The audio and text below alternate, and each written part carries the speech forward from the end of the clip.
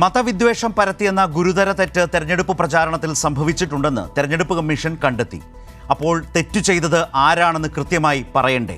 എത്ര വലിയ ആളായാലും തെറ്റിന് ശിക്ഷ വിധിക്കണ്ടേ? പക്ഷേ ആ തെറ്റ് പ്രധാനമന്ത്രി മോദിയാണ് ചെയ്തതെങ്കിൽ നടപടിയില്ല എന്ന് വരുന്നത് എങ്ങനെ ശരിയാകും? ഭരണഘടനാ സ്ഥാപനമായ തെരഞ്ഞെടുപ്പ് കമ്മീഷൻ തെരഞ്ഞെടുപ്പ് കാലത്ത് പക്ഷപാതപരമായി പെരുമാറുന്നുവെന്ന ആക്ഷേപം കൂടുതൽ ശക്തമായി. വോട്ടിനായി മതവിദ്വേഷം പരത്തുന്ന മോദിയുടെ പ്രസംഗ പരമ്പരയുടെ ആരംഭം ഏപ്രിൽ 21-നാണ് രാജസ്ഥാനിലെ ബൻസ്വരായിൽ. പിന്നെ അത് യു.പിയിലെ അലിഗഡിലും കർണാടകയിലെ ബാഗൽകോട്ടിലും ഗുജറാത്തിലെ ബനാസ്കാന്തയിലും ജാർഖണ്ഡിലെ ഛായ്ബസയിലും മധ്യപ്രദേശിലെ ധാറിലും തുടർന്നു. ഏപ്രിൽ 26-ന് നടന്ന രണ്ടാം ഘട്ടം തെരഞ്ഞെടുപ്പിന് മുൻപ് തന്നെ മോദി മതവിദ്വേഷ പ്രചാരണത്തിലേക്ക് നീങ്ങിക്കഴിഞ്ഞിരുന്നു. അതായത് മോദിയുടെ ഈ മാറ്റത്തിന് മുൻപ് തെരഞ്ഞെടുപ്പ് നടന്നത് 102 സീറ്റുകളിൽ മാത്രമാണ്. 441 സീറ്റുകളിലെയും തെരഞ്ഞെടുപ്പിനെ സ്വാധീനിക്കാൻ കഴിയും വിധം പച്ചയായ വർഗീയ പ്രചാരണം മോദി നടത്തി എന്ന് വ്യക്തം. ഏപ്രിൽ 25-ന് നോട്ടീസ് നൽകിയ കമ്മീഷൻ തീരുമാനമെടുത്തത് മെയ് 22-നും മാത്രം. മോദിക്ക് ആവോളം തോന്നും പോലെ വർഗീയ പ്രചാരണം നടത്താൻ വഴിയൊരുങ്ങി.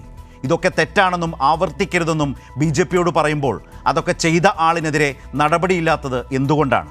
ഈ തെരഞ്ഞെടുപ്പിൽ തന്നെ നേതാക്കൾക്ക് പ്രചാരണ വിലക്ക് ഇതേ കമ്മീഷൻ വിധിച്ചിട്ടുമുണ്ട്. പ്രധാനമന്ത്രിക്ക് ദോഷമാകാത്ത വിധം തെറ്റിനെ മയപ്പെടുത്തി. JP നദ്ദയ്ക്കും ഖാർഗെയ്ക്കും തെരഞ്ഞെടുപ്പിൻ്റെ അവസാന കാലത്ത് ഉപദേശം നൽകി പ്രശ്നം തീർത്തു. ഇന്ന് ഈ ചർച്ചയിൽ പങ്കെടുക്കുന്നത് ഡോക്ടർ സെബാസ്റ്റ്യൻ പോൾ, മുൻ MP, Senapathi Venu, Congress, Printu Mahadev, BJP. Doctor Sebastian Paul, ഈ വിഷയം, അതിൽ കമ്മീഷൻ്റെ നടപടികൾ, അതിൻ്റെ ഒരു കാലതാമസം, അതിലൊടുവിലെടുത്ത തീരുമാനം, ഈ പ്രചാരണം രാജ്യത്താകെ ഉണ്ടാക്കുന്ന അപകടം, അതിൻ്റെ ഗൗരവം വളരെ വലുതാണ്. ഈ ഗൗരവത്തിൽ നിന്നുകൊണ്ട് പരിശോധിച്ചാൽ കമ്മീഷൻ രാജ്യം ഭരിക്കുന്ന പാർട്ടി തെരഞ്ഞെടുപ്പിൽ മത്സരിക്കുമ്പോൾ, ആ പ്രധാനമന്ത്രി തന്നെ അതിന് നേതൃത്വം കൊടുക്കുമ്പോൾ കമ്മീഷൻ ഇടപെടേണ്ടത് ഈ വിധമായിരുന്നോ?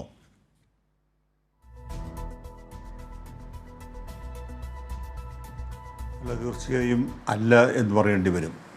നമ്മുടെ തെരഞ്ഞെടുപ്പ് കമ്മീഷൻ എന്നത് ഭരണഘടനാ സ്ഥാപനമാണ്. ഭരണഘടന നൽകുന്ന അധികാരവും ഉത്തരവാദിത്വവുമാണ് കമ്മീഷനുള്ളത്.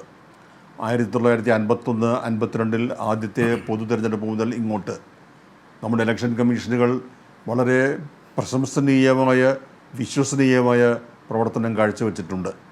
TN ശേഷൻ്റെ കാലമെത്തുമ്പോഴേക്ക് അത് ജനങ്ങൾ കൂടുതലായി മനസ്സിലാക്കി തുടങ്ങി എന്ന് മാത്രം.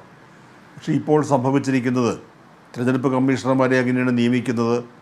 തനിക്ക് ഇഷ്ടമുള്ളവരെ, തന്നോട് വിധേയത്വമുള്ളവരെ, തൻ്റെ ആശ്രിതരെ ഇലക്ഷൻ കമ്മീഷണർമാരാക്കാൻ കഴിയുന്ന രീതിയിൽ നിയമത്തിൽ മാറ്റം വരുത്തിയിരിക്കുന്നു. അത് സുപ്രീം കോടതി നിർദ്ദേശിച്ച ഒരു ചട്ടക്കൂടുണ്ടായിരുന്നു.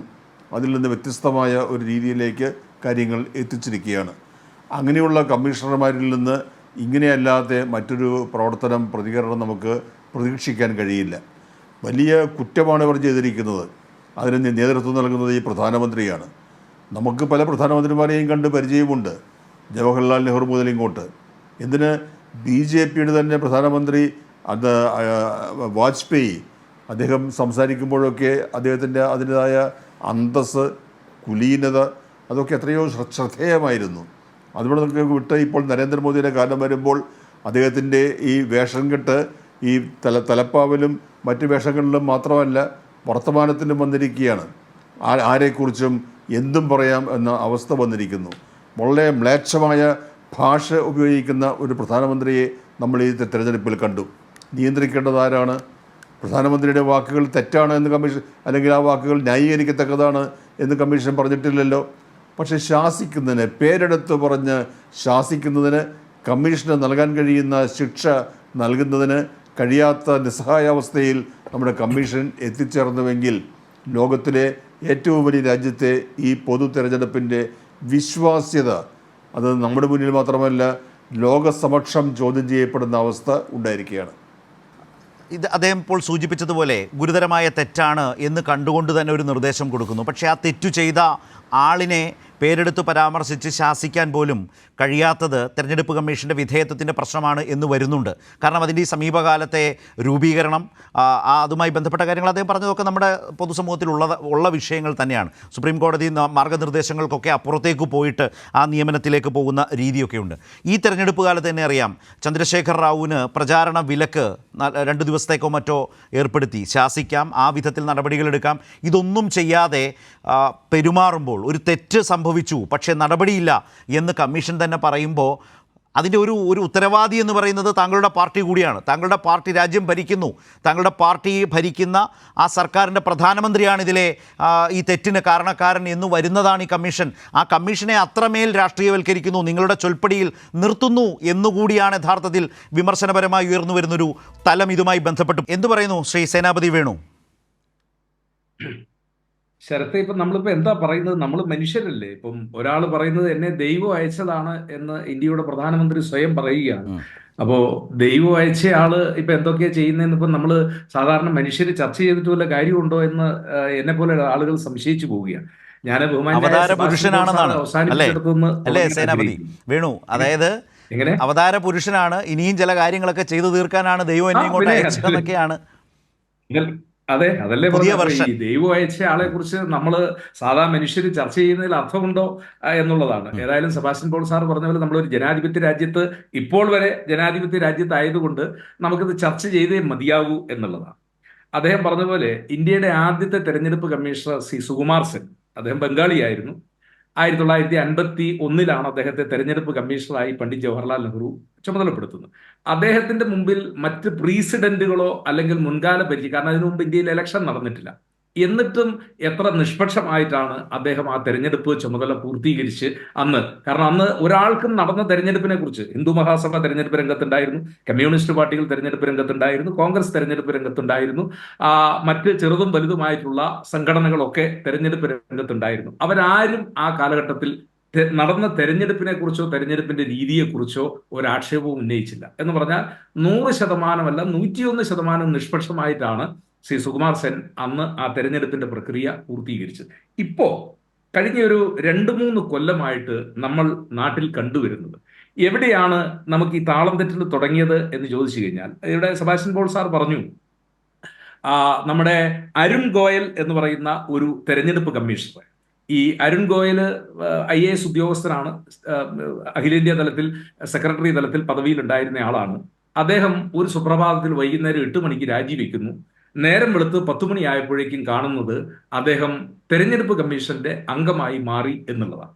അപ്പൊ ഇതിനെ എതിരെയാണ് സുപ്രീം കോടതിയിൽ കേസ് വന്നതെന്ന് സുപ്രീം കോടതി ചോദിച്ചൊരു ചോദ്യമുണ്ട്. ഇതെന്താണ് ഈ രാത്രി 8 മണിക്ക് രാജിവെച്ച ഒരാള് നേരം വെളുത്തപ്പോഴേക്കും തെരഞ്ഞെടുപ്പ് കമ്മീഷൻ അംഗമാകത്തക്ക എന്ത് അർജൻസി? അതാണ് സുപ്രീം കോടതി ചോദിച്ച ഒരു ചോദ്യം നമ്മുടെ രാജ്യത്തുണ്ടായത് എന്നാണ്. അതിനുശേഷമാണ് സുപ്രീം കോടതി ആ കേസ് പരിഗണിച്ചുകൊണ്ട് നമ്മുടെ രാജ്യത്ത് എങ്ങനെയായിരിക്കണം തെരഞ്ഞെടുപ്പ് കമ്മീഷൻ അംഗങ്ങളെ തെരഞ്ഞെടുക്കുന്നതിന്റെ മാനദണ്ഡം പറഞ്ഞു. മാനദണ്ഡത്തിൽ 1 പ്രധാനമന്ത്രി, അതിലെ 1ാമത്തെ അംഗം. 2 പ്രതിപക്ഷ നേതാവ്. പ്രതിപക്ഷ നേതാവ് ഇല്ലാത്തിടത്ത് സഭയിലെ പ്രതിപക്ഷത്തെ ഏറ്റവും വലിയ രാഷ്ട്രീയ പാർട്ടിയുടെ നേതാവ് 2. 3 സുപ്രീം കോടതിയുടെ ചീഫ് ജസ്റ്റിസ്. ഈ 3 പേരടങ്ങുന്ന ബെഞ്ച്, 3 പേരടങ്ങുന്ന ഒരു ജൂറി അല്ലെങ്കിൽ കമ്മിറ്റി ഒരു തെരഞ്ഞെടുപ്പ് കമ്മീഷനെ സെലക്ട് ചെയ്താൽ അവർ 100% നിഷ്പക്ഷമായിരിക്കും എന്നുള്ള കാര്യത്തിൽ യാതൊരു തർക്കവുമില്ല. പക്ഷെ സുപ്രീം കോടതി ആ വിധിയോടൊപ്പം പറഞ്ഞൊരു കാര്യമുണ്ട്, ഭരണഘടനാനുസൃതമായി പാർലമെന്റിന് നിയമം പാസ്സാക്കാം. പക്ഷെ ആ നിയമം പാസ്സാക്കി കഴിഞ്ഞപ്പോൾ എന്താ ഇവിടെ ഉണ്ടായത്? പ്രധാനമന്ത്രി തീരുമാനിക്കുന്ന ഒരാൾ. അപ്പൊ പിന്നെ 3 അംഗത്തിൽ 2 പേര് അവർ തീരുമാനിച്ചു കഴിഞ്ഞാൽ പിന്നെ ആ കമ്മിറ്റി നിഷ്പക്ഷമാകും. അപ്പോ പ്രധാനമന്ത്രിയും പ്രധാനമന്ത്രി ചുമതലപ്പെടുത്തുന്ന ആളും അല്ലെങ്കിൽ മന്ത്രിയും തീരുമാനിക്കുന്ന ഇലക്ഷൻ കമ്മീഷന്റെ നിഷ്പക്ഷത എത്രയുണ്ട് എന്ന് നമ്മൾ സംശയിച്ചു പോവുകയാണ്. അപ്പം അതിൻ്റെയൊക്കെ ഒരു ദുരന്തമാണ് തെരഞ്ഞെടുപ്പ് പ്രഖ്യാപിക്കുന്നതിന്റെ 48 മണിക്കൂർ മുമ്പ് തെരഞ്ഞെടുപ്പ് കമ്മീഷൻ അംഗം രാജിവെച്ചു പോകുന്നു. പരീക്ഷ നടത്തേണ്ട ഹെഡ് മാസ്റ്റർ പരീക്ഷാ ഹാള് പൂട്ടിയിട്ട് പോകുന്നത് പോലെ. അതിനെന്താണ് കാരണം എന്ന് ഇന്ത്യയിലെ ജനങ്ങൾ നമ്മളോട് ആരോടും പറഞ്ഞിട്ടില്ല. കാരണം ഒരു ജനാധിപത്യ രാജ്യത്ത് നമ്മൾ അറിയേണ്ടതാണ്. ഇതിനു മുമ്പ് ഇലക്ഷൻ കമ്മീഷൻ കാണിച്ച മറ്റൊരു ഗുരുതരമായ ഒരു ക്രമക്കേടുണ്ട്. മുമ്പൊരു ചർച്ചയിൽ ഞാനിവിടെ സൂചിപ്പിച്ച ഗുജറാത്തിലെ തെരഞ്ഞെടുപ്പ് നടക്കുമ്പോൾ തെരഞ്ഞെടുപ്പിൽ വോട്ട് ചെയ്തതിന് ശേഷം മോദി പരിവാരങ്ങളുമായിട്ട് റോഡ് ഷോ നടത്തുകയാണ് ഗാന്ധിനഗറിലൂടെ. കാരണം തെരഞ്ഞെടുപ്പ് എന്താ പറഞ്ഞ വോട്ടിങ്ങിന്റെ 48 മണിക്കൂർ, വോട്ടിംഗ് അവസാനിക്കുന്നതിന്റെ 48 മണിക്കൂർ മുമ്പ് പരസ്യ പ്രചരണങ്ങൾ അവസാനിപ്പിക്കണമെന്ന് നിയമമുള്ള ഒരു രാജ്യത്ത് വോട്ട് ചെയ്തതിന് ശേഷം മോദി പരസ്യമായി റോഡ് ഷോയുമായി ഗുജറാത്തിലെ ഗാന്ധിനഗറിലൂടെ നടന്നത് ഗുജറാത്തിലെ നിയമസഭാ തെരഞ്ഞെടുപ്പിൽ നമ്മൾ കണ്ടതാണ്. വലിയ ആക്ഷേപം ഉണ്ടായതാണ്. കോൺഗ്രസും പ്രതിപക്ഷ പാർട്ടികളും ഒക്കെ ഇക്കാര്യത്തെക്കുറിച്ച് തെരഞ്ഞെടുപ്പ് കമ്മീഷന് പരാതി കൊടുത്തതാണ്. തെരഞ്ഞെടുപ്പ് കമ്മീഷൻ ഒരു നടപടിയും സ്വീകരിച്ചില്ല എന്നുള്ളതാണ്. പിന്നെ അതിനുശേഷം സുപ്രീം കോടതിയുടെ വിധിയെ ധിക്കരിച്ചുകൊണ്ട് ഇവർ പുതിയ തെരഞ്ഞെടുപ്പ് കമ്മീഷനെ ഇവർക്ക് തോന്നുന്ന ആളുകളെ തെരഞ്ഞെടുപ്പ് കമ്മീഷനിലേക്ക് ആക്കി. അങ്ങനെ ആ തെരഞ്ഞെടുപ്പ് കമ്മീഷൻ നിഷ്പക്ഷമായിട്ടാണോ പ്രവർത്തിക്കുന്നത് എന്ന് ചോദിച്ചാൽ ഒരു ഭരണഘടനാ സ്ഥാപനമായതുകൊണ്ട് അല്ല എന്നാണല്ലോ നമ്മൾ വർത്തമാന കാലഘട്ടത്തിൽ കാണുന്നത്. ഇവിടെ തെരഞ്ഞെടുപ്പ് കമ്മീഷൻ തന്നെ പറയുന്നു ഇലക്ഷനിൽ പെരുമാറ്റച്ചട്ടങ്ങളുടെ ലംഘനം ഉണ്ടായി. പെരുമാറ്റച്ചട്ടങ്ങളുടെ ലംഘനം ഉണ്ടായാൽ സ്വാഭാവികമായും ആ ലംഘനം നടത്തിയ ആളുകളെ, ആ സ്ഥാനാർത്ഥിയെ അയോഗ്യനാക്കാൻ പോലും അധികാരമുള്ള ഒരു സ്ഥാപനമാണ് ഇലക്ഷൻ കമ്മീഷൻ എന്ന് പറയുന്നത്. അവര് ഇത് ഇന്ത്യയുടെ പ്രധാനമന്ത്രി ചെയ്തതുകൊണ്ട് അവർ ഇക്കാര്യത്തിൽ നിഷ്പക്ഷത പാലിക്കുന്നു, അല്ലെങ്കിൽ ഞങ്ങൾ നടപടികളൊന്നുമില്ല. അതൊരു നിഷ്പക്ഷതയാണെന്ന് കോൺഗ്രസ് കരുതുന്നുണ്ടോ? തെരഞ്ഞെടുപ്പ് കമ്മീഷൻ ഇക്കാര്യത്തിൽ മോദി തെറ്റുകാരനാണ്, അല്ലെ മോദിയാണ് തെറ്റ് ചെയ്തതെന്നൊരു വിഷയം വന്നപ്പോൾ അതിൽ നിഷ്പക്ഷത കാട്ടി എന്ന പ്രയോഗം കോൺഗ്രസിനെ സംബന്ധിച്ച് ഉചിതമാണോ? അല്ല, അങ്ങനെ കരുതുന്നുണ്ടോ? എനിക്കൊരു സംശയം.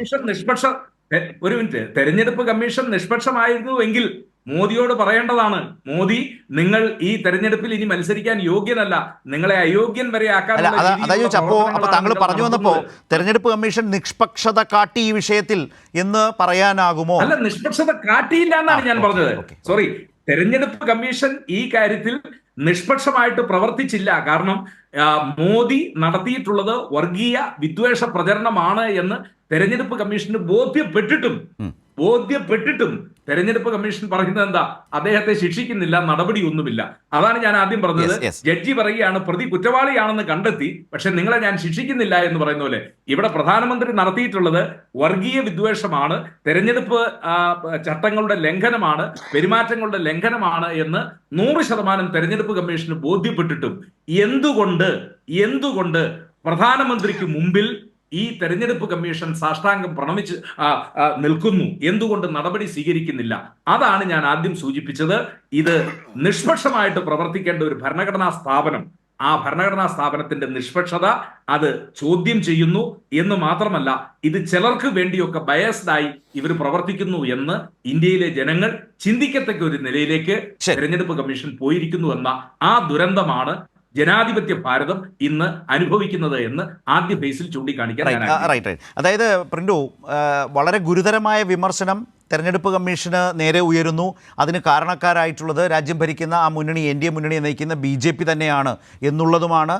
കേവലം ആരോപണം മാത്രമല്ല, പല വസ്തുതകളും അവതരിപ്പിച്ചുകൊണ്ട് തന്നെ അക്കാര്യം വിശദീകരിച്ചു. ഇവിടെ ഇപ്പോൾ ചന്ദ്രശേഖർ റാവുവിൻ്റെ കാര്യം ഞാൻ നേരത്തെ സൂചിപ്പിച്ചു, പ്രിൻ്റ് അത് കേട്ടതാണ്. ചന്ദ്രശേഖർ റാവു ആ നിലയിൽ തെറ്റു ചെയ്തു, പോരായ്മകൾ സംഭവിച്ചു എന്ന് കണ്ടപ്പോൾ കമ്മീഷൻ അദ്ദേഹത്തിൻ്റെ പാർട്ടിക്ക് ഒരു താക്കീത് കൊടുക്കുകയോ അല്ലെങ്കിൽ ഒരു ഉപദേശം കൊടുക്കുകയോ അല്ല ചെയ്തത്, അദ്ദേഹത്തെ വിലക്കുകയാണ് ചെയ്തത്. ഇത്ര മണിക്കൂർ പ്രചാരണത്തിൽ നിന്ന് വിട്ടു നിൽക്കണം, അങ്ങനെ നടപടികൾ സ്വീകരിക്കാൻ കഴിയുന്നൊരു കമ്മീഷൻ പ്രധാനമന്ത്രിയുടെ കാര്യം വന്നപ്പോഴേക്കും അത് തെറ്റാണെന്ന് എസ്റ്റാബ്ലിഷ് ചെയ്യുന്നു. പക്ഷേ തെറ്റുകാരനെതിരെ നടപടിയില്ല എന്ന് വന്നാൽ ഈ രാജ്യം എന്താണ് ചിന്തിക്കേണ്ടതെന്നുള്ളൊരു പ്രശ്നം ഇക്കാര്യത്തിൽ വളരെ വളരെ ശക്തമായിട്ടുണ്ടെന്നേ, വളരെ പ്രകടമായിട്ടുണ്ട്.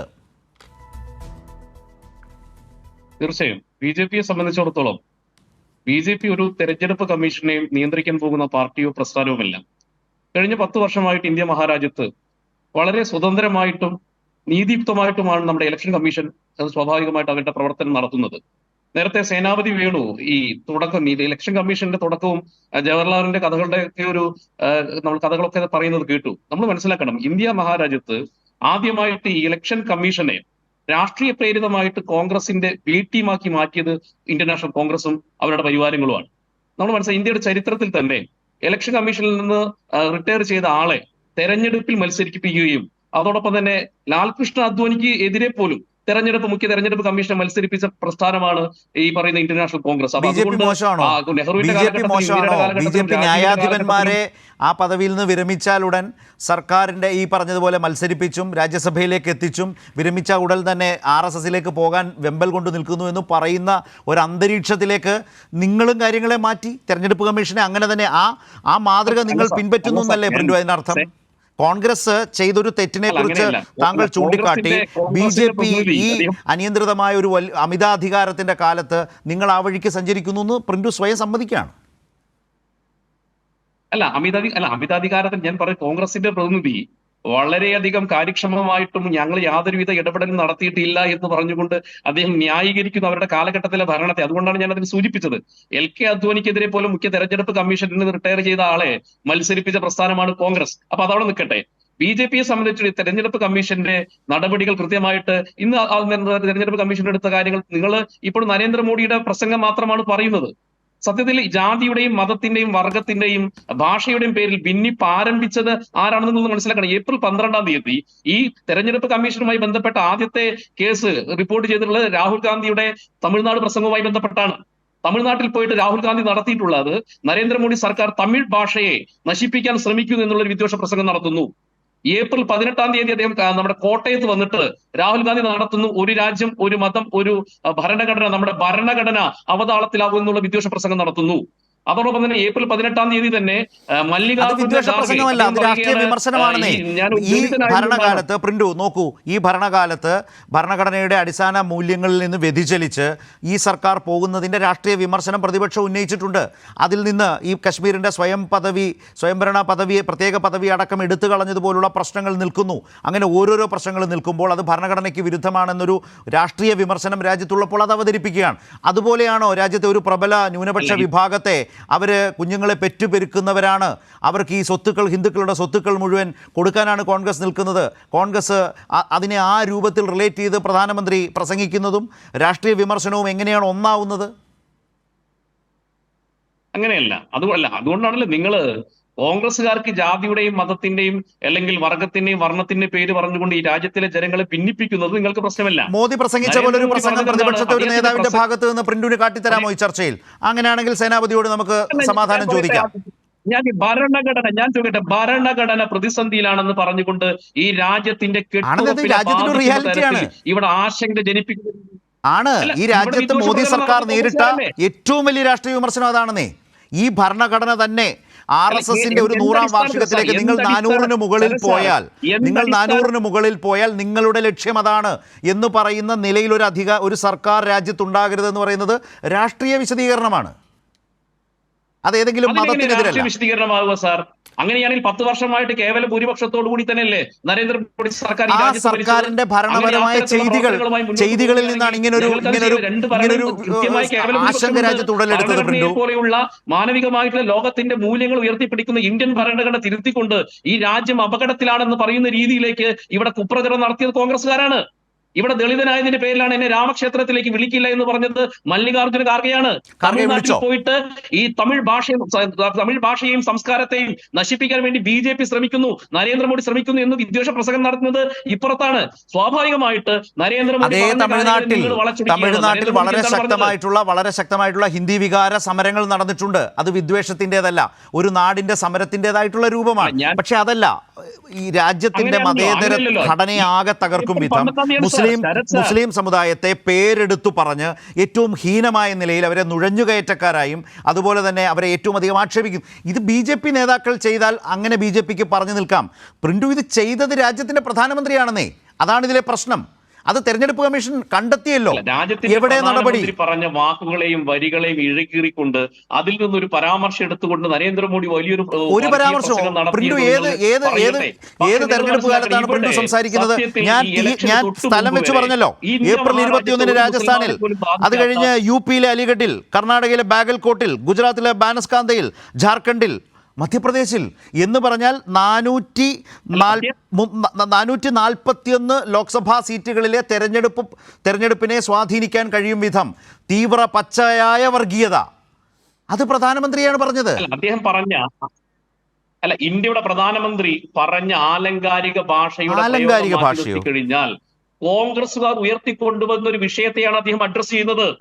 ഈ രാജ്യത്ത് ഭരണഘടനയെ വെല്ലുവിളിച്ചുകൊണ്ട് മതസംവരണം നടപ്പിലാക്കാൻ ശ്രമിക്കുന്ന കോൺഗ്രസിന്റെ പ്രത്യയശാസ്ത്രപരമായിട്ടുള്ള കമ്മിറ്റ്മെന്റിനെയാണ് അവർ ചോദ്യം ചെയ്തത്. ഇത് മുസ്ലിങ്ങളെ ആക്ഷേപിക്കണം പ്രധാനമന്ത്രി. ഇത് ഏപ്രിൽ 16 കോൺഗ്രസിനെ രാഷ്ട്രീയമായി വിമർശിക്കൂ. അതിലും മതം കലർത്തുന്നു, വോട്ട് ജിഹാദി, കോൺഗ്രസ് ജയിച്ചാൽ സന്തോഷിക്കുന്നത് പാകിസ്ഥാനാണെന്നൊക്കെ പറയുന്ന ഒരു സെൻസ് ഉണ്ട്. നിങ്ങൾക്ക് നേരിട്ട് രാഷ്ട്രീയം പറയാമല്ലോ. അല്ല, രാഷ്ട്രീയം തന്നെയല്ല സാർ. ഒന്ന്, കോൺഗ്രസ് ഇപ്പോൾ മുന്നോട്ട് വെക്കുന്ന രാഷ്ട്രീയം എന്ന് പറയുന്നത് മുസ്ലിം വോട്ട് ബാങ്ക് ആയിരുന്നെങ്കിൽ ഞങ്ങളുടെ വോട്ട് ബാങ്കാണ് നിങ്ങളുടെ ധാരണയാണ്. ഇവിടുത്തെ ഈ രാജ്യത്ത് ആദിവാസി വോട്ട് ബാങ്ക്, ആ വോട്ട് ബാങ്കിന്റെ സംവരണത്തെ മറ്റൊരു മതത്തിന്റെ പേര് പറഞ്ഞുകൊണ്ട് കൊടുക്കുന്നതിനെയും വേണം മോഡി അഡ്രസ് ചെയ്തത്. ഒന്ന് പ്രിന്റു ഇവിടെ ഭരണഘടനയെ കുറിച്ച് അങ്ങ് 2-3 പ്രാവശ്യം എടുത്തെടുത്ത് പറഞ്ഞു. അങ്ങയുടെ കർണാടകത്തിൽ നിന്നുള്ള ഒരു MP ആണ് അനന്തകുമാർ ഹെഗ്ഡെ.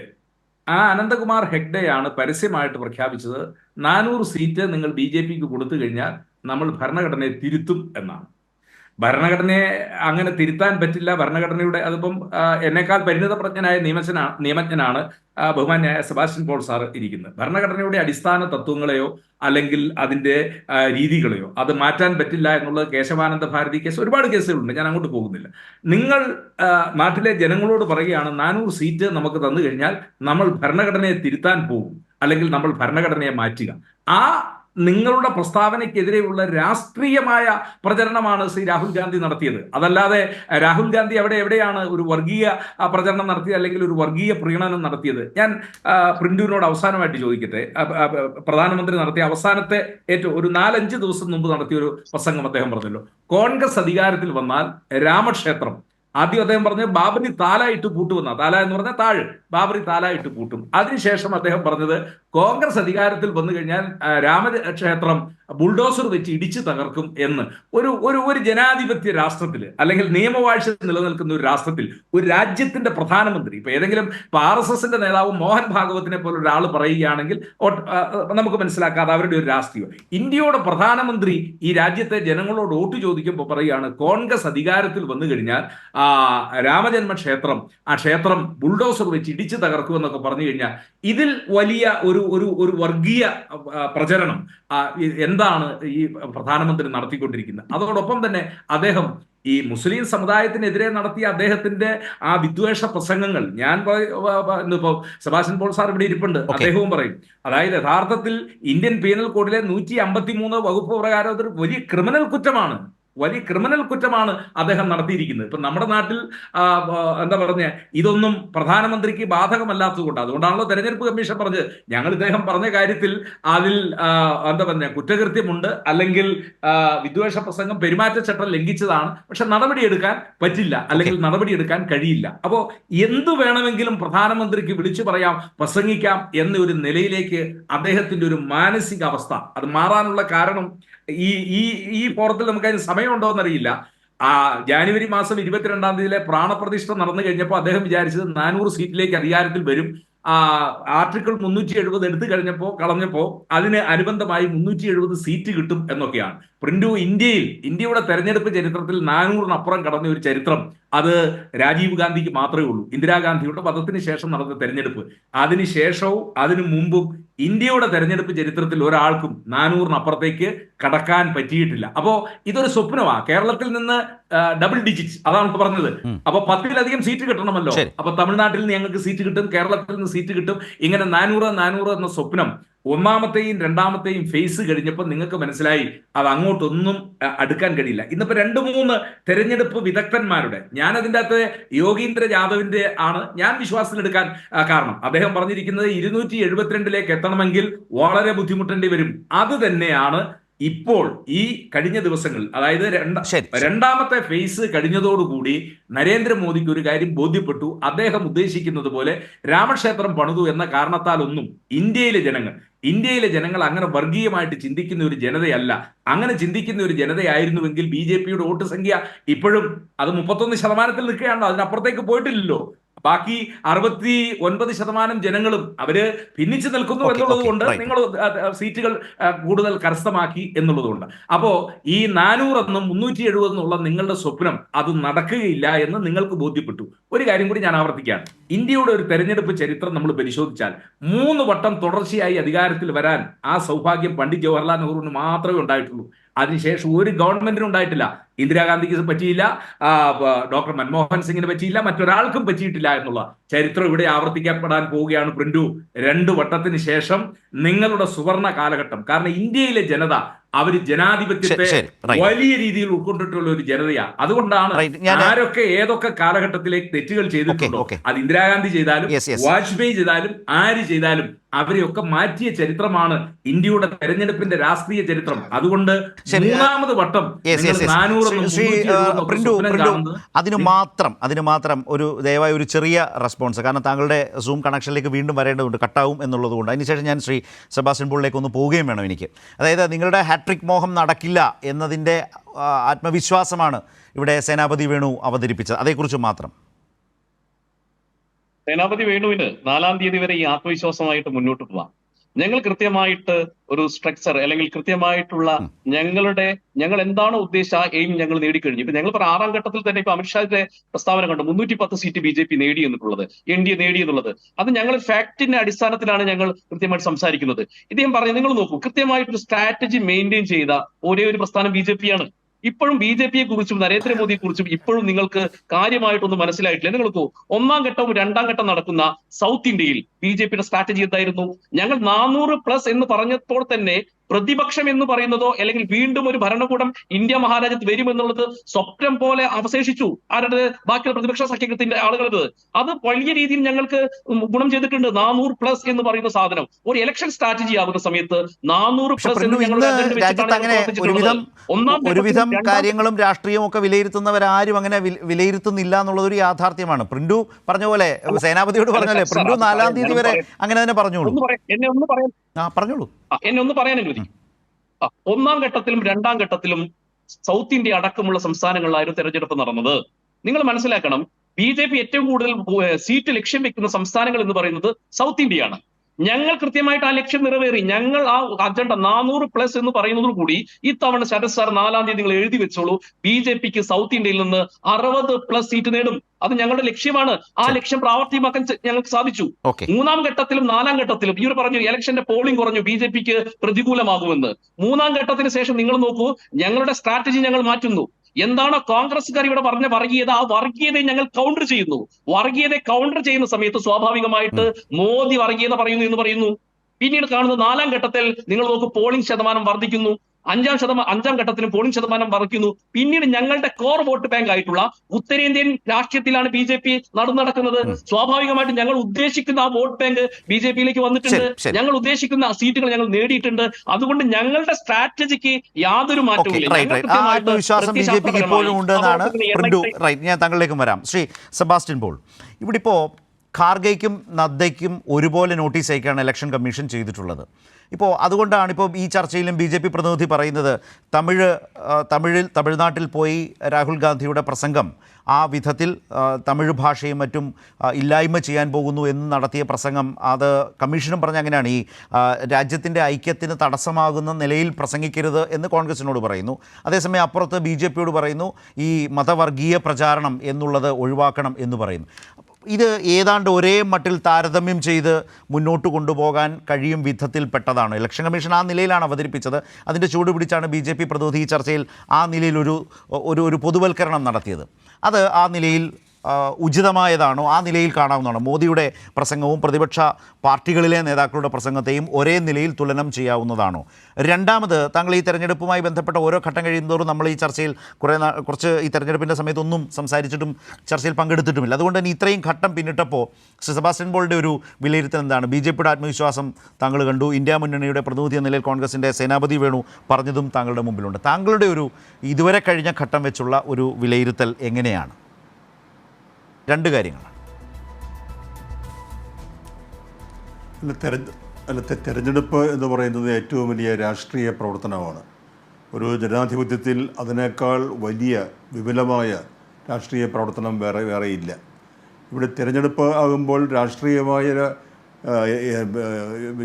വിമർശനങ്ങൾ, ആക്ഷേപങ്ങൾ അതൊക്കെ ധാരാളമായി വന്നുകൊണ്ടേയിരിക്കും. അതിൽ പങ്കെടുക്കുന്നവരുടെ 2 പക്ഷത്തുമുള്ളവരുടെ അവകാശമാണ്, അവരുടെ ഉത്തരവാദിത്വമാണ്. ഇവിടെ ഈ തെരഞ്ഞെടുപ്പിൽ ഉയർന്നു വന്ന പ്രധാനപ്പെട്ട ഒരു മുദ്രാവാക്യം ഭരണഘടനയെ സംരക്ഷിക്കുക എന്നുള്ളത് തന്നെയാണ്.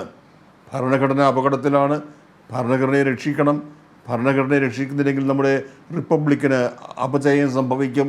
ഇത് പറഞ്ഞു വന്നപ്പോൾ അത് ജനങ്ങൾ ഏറ്റെടുക്കുന്ന വലിയ സ്വീകാര്യത ലഭിച്ച ഒരു മുദ്രാവാക്യമായി മാറി. അത് പാടില്ല, അത് വിധ്വംസക പ്രവർത്തനമാണ് എന്ന് സേനാപതി പറയുമ്പോൾ എന്ത് തരം തിരഞ്ഞെടുപ്പും എന്ത് തരം ജനാധിപത്യവുമാണ് നമ്മുടെ നാട്ടിലുള്ളത്?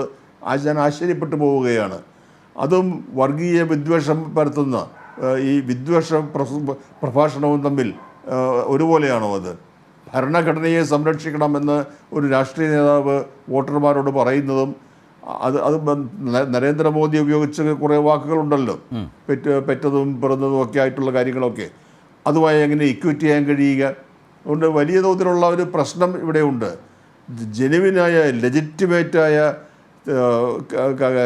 സംസാരം പോലും അനുവദിക്കാതിരിക്കുക, അതിനപ്പുറത്ത് പ്രധാനമന്ത്രിക്ക് തന്നെ എന്തും പറയാം എന്നുള്ള അവസ്ഥ വന്നിരിക്കുന്നു. അതുകൊണ്ടാണ് നമ്മൾ ഈ വിഷയം ഇന്ന് ചർച്ച ചെയ്യുന്നത്. തിരഞ്ഞെടുപ്പ് കമ്മീഷന് ആ കാര്യത്തിൽ ഇടപെട്ടുകൊണ്ട് കാര്യങ്ങൾ വേർതിരിച്ചറിഞ്ഞുകൊണ്ട് വിവേചന ബുദ്ധിയോടെ അവർക്ക് ലഭിച്ചിരിക്കുന്ന ഭരണഘടനാപരമായ അധികാരം വിനിയോഗിക്കേണ്ടതായിരുന്നു. രണ്ടാമത്തെ കാര്യം എന്നോട് ചോദിച്ചിരിക്കുന്നത് ഇപ്പോൾ എന്ത് തോന്നുന്നു എന്നുള്ളതാണ്. ആദ്യം 400 സീറ്റ് എന്ന് അതിരുവിട്ട ആത്മവിശ്വാസത്തോടെ നരേന്ദ്രമോദിയും അദ്ദേഹത്തിൻ്റെ പാർട്ടിയും പറഞ്ഞപ്പോൾ നമ്മളുമൊക്കെ കരുതി ശരിയായിരിക്കാം, ചിലപ്പോൾ കിട്ടുമായിരിക്കാം, അല്ലെങ്കിൽ 400 ഇല്ലെങ്കിലും അതിനടുത്ത് വന്നേക്കാം എന്നൊക്കെ കരുതിയെങ്കിൽ തിരഞ്ഞെടുപ്പിൻ്റെ ഓരോ ഘട്ടം കഴിയുമ്പോഴും അതിൽ ചോർച്ച സംഭവിച്ചുകൊണ്ടിരിക്കുകയാണ്. ആ 400-ൽ നിന്ന് അനുദിനം താഴേക്ക് കാര്യങ്ങൾ എത്തിക്കൊണ്ടിരിക്കുന്നു എന്നതിന് തെളിവ് BJP പ്രകടിപ്പിക്കുന്ന ആത്മവിശ്വാസക്കുറവ് തന്നെയാണ്. രാമക്ഷേത്രം വികസന പ്രവർത്തനം അവയെ മുൻനിർത്തി നല്ല രീതിയിൽ വോട്ട് ചോദിക്കാൻ ഇറങ്ങിയ നരേന്ദ്രമോദിക്ക് പെട്ടെന്ന് ട്രാക്ക് മാറേണ്ടി വന്നു. അദ്ദേഹത്തിന് മുസ്ലിങ്ങളെ അധിക്ഷേപിക്കണം, മറ്റുള്ളവരെ അധിക്ഷേപിക്കണം, വർഗീയത പ്രചരിപ്പിക്കണം. ആ രീതിയിലേക്ക് ഈ കാര്യങ്ങൾ അധപ്പതിച്ചത് തങ്ങൾക്ക് അനുകൂലമായി നീങ്ങുന്നില്ല എന്ന ഒരു വിവരത്തിൻ്റെ കൂടി അടിസ്ഥാനത്തിലാണ്. നമ്മൾ ശ്രദ്ധിക്കേണ്ട ഒരു കാര്യം, സാധാരണ പോളിംഗ് കഴിയുമ്പോൾ എക്സിറ്റ് പോളൊക്കെ ഉണ്ടാവാറുണ്ട്. ഇപ്പോഴും എക്സിറ്റ് പോൾ എല്ലായിടത്തും നടന്നിട്ടുണ്ട്. അതിൻ്റെ ഫലം തിരഞ്ഞെടുപ്പ് അവസാന ഘട്ടം കഴിയുന്നതുവരെ പ്രസിദ്ധീകരിക്കാൻ കഴിയില്ല എന്ന് മാത്രമേ ഉള്ളൂ. പക്ഷെ അതെല്ലാവരുടെയും കയ്യിലുണ്ട്. എന്തുകൊണ്ടാണ് ദേശീയ മാധ്യമങ്ങൾ ഒരു അടിമകളെപ്പോലെ ഭരണകക്ഷിക്ക് ദാസ്യവേല ചെയ്തിരുന്ന ഇന്ത്യയിലെ ദേശീയ മാധ്യമങ്ങളൊക്കെ ഇപ്പോൾ ടോൺ മാറ്റിയിട്ടുണ്ടല്ലോ, അവരുടെയൊക്കെ സ്വരത്തിൽ മാറ്റം വന്നിട്ടുണ്ടല്ലോ. അപ്പോൾ അത് സംഭവിച്ചിരിക്കുന്നത് എന്തോ സംഭവിക്കാൻ പോകുന്നു എന്ന ഒരു ബോധ്യം ഇന്ത്യയിലെ ജനങ്ങൾക്ക് വിവിധ വിഭാഗങ്ങൾക്ക് ഉണ്ടായിക്കഴിഞ്ഞിരിക്കുകയാണ്. അതുകൊണ്ട് 272 എന്ന മാജിക് നമ്പറുണ്ട്, അവിടെ എത്തുമോ? അതാണ് ഇപ്പോഴത്തെ പ്രശ്നം. എനിക്ക് തോന്നുന്നു നമ്മുടെയൊക്കെ പ്രതീക്ഷയ്ക്കപ്പുറത്ത് അപ്രതീക്ഷിതമായ ചില സംഭവ വികാസങ്ങളിലൂടെ ആയിരിക്കാം 4-ാം തീയതി നമ്മൾ കടന്നു പോകാൻ പോകുന്നത്. ഇപ്പോൾ BJP പ്രതിനിധി പ്രിൻറ്റു പറഞ്ഞൊരു പ്രധാനപ്പെട്ട കാര്യം, ദക്ഷിണേന്ത്യയിൽ BJPയുടെ കണക്കുകൂട്ടൽ അനുസരിച്ച് 60+ 60-ലധികം സീറ്റ് എന്നാണ്. അങ്ങനെയൊക്കെ വന്നാലേ ഈ പറഞ്ഞതുപോലെ 400-ലധികം സീറ്റിലേക്ക് BJPക്ക് ഇപ്പോഴും അതിലൊരു ഇളക്കവും തട്ടാത്ത ആത്മവിശ്വാസത്തോടെയാണെന്ന് ഈ പൊതുവിൽ പറയുന്ന കാര്യം നടക്കണമെങ്കിൽ അങ്ങനെ സംഭവിക്കണം.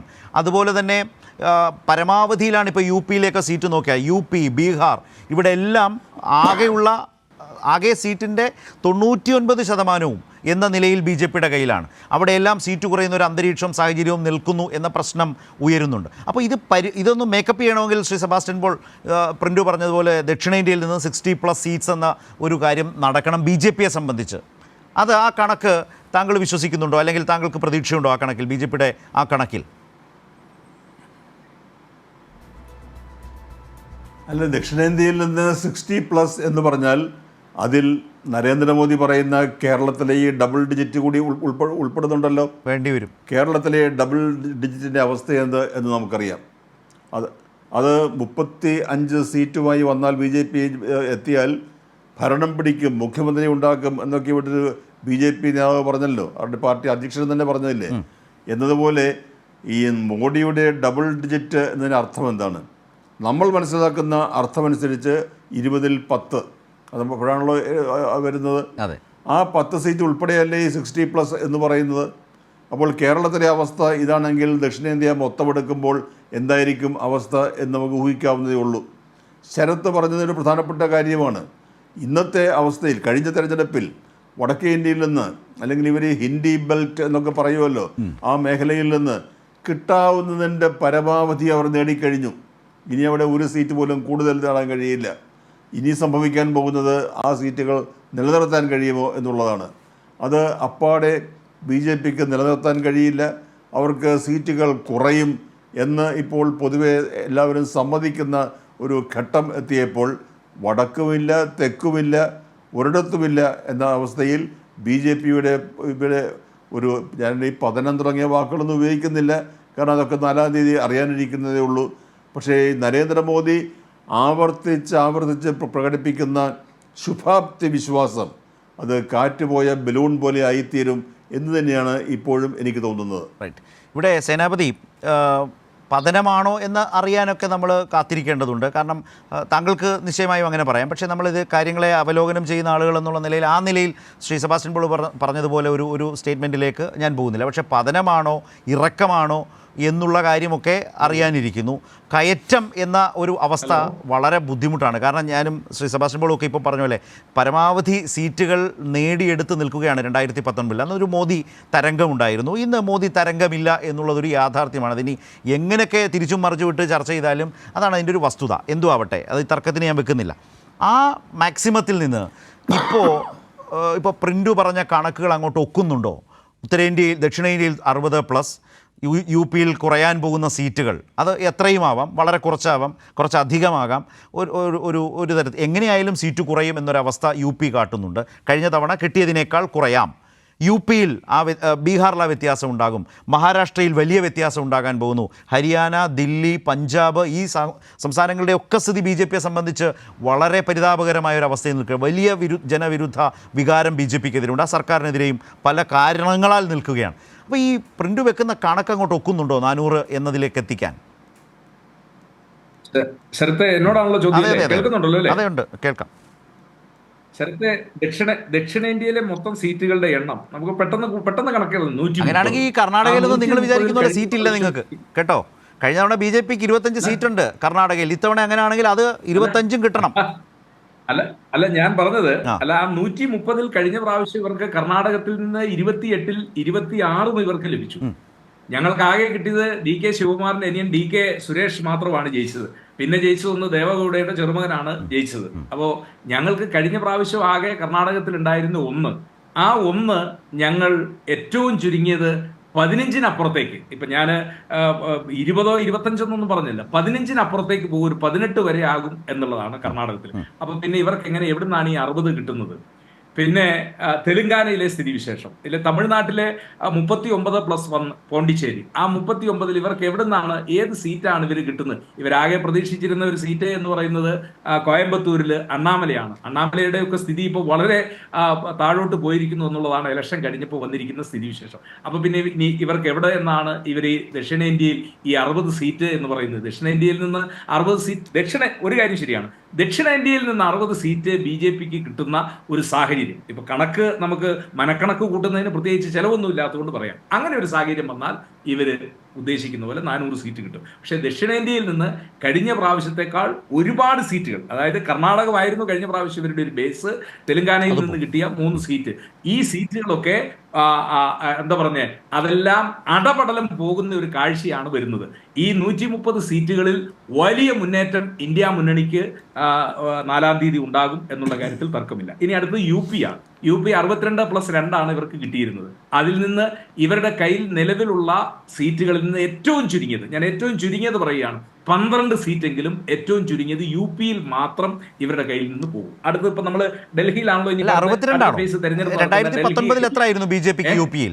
2019 62+ ഇവരുടെ മുന്നണിക്ക് 64. 62+2 64, അതാണ് UPയിൽ നിന്നുള്ള ഇവരുടെ സീറ്റ്. അപ്പോ